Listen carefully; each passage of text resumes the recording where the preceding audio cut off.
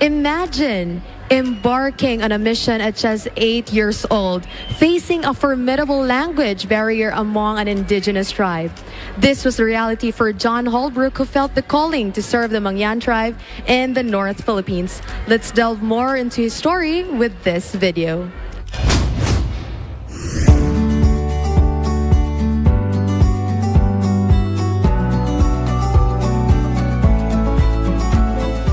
I'm John Holbrook, and I came here to the Philippines as a missionary with my family when I was 8 years old.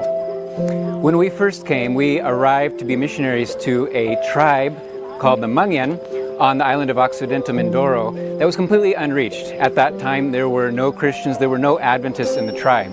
When we first came, coming from America, of course, we didn't speak the language, and there were no Mangyan that spoke English. It took us, even though it only took 6 months to learn Tagalog, it took us almost 2 years to learn the Mangyan language because of those barriers. But we persisted, we endured, we kept working at it, because what we found is that even those that did know Tagalog, the lowland language, when they would get really sick, when there would be a major crisis, the only language they could use was their own heart language. And we knew that if the gospel was to reach their heart, and if we were to overcome those barriers of distrust that had accumulated over the years, we needed to be able to speak their own heart language. And so we persisted until eventually we were the very first ever to learn their language. And we found out years later, after the church had been established, after leaders had been trained, after they were multiplying and planting more churches on their own, that really it was the learning of their language that was the key that built the trust that allowed them to accept the gospel message and then to continue on now to where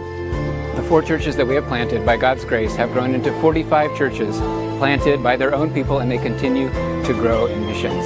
But you know, before I had entered into this mission, I had made a commitment to the Lord that I would not leave unless the work was finished or God Himself removed me. And so I endured, I kept on going, I kept on especially learning the language to try to overcome that distrust and demonstrate to them that I really did have their best interest in mind. But by God's grace, when they did learn to trust me, and when we did develop that deep relationship, I was able to share Jesus Christ with them.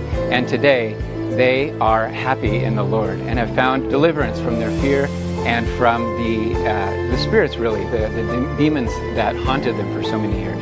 So for those of you who are missionaries, who are in the Lord's work, and you're also facing challenges, you may be facing challenges like I did with learning the language and overcoming those barriers of mistrust.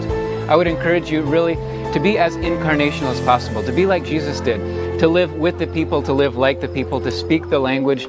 Really, it's a lot of work, but invest the time and the effort to learning the language and to understanding who they are at the deepest level.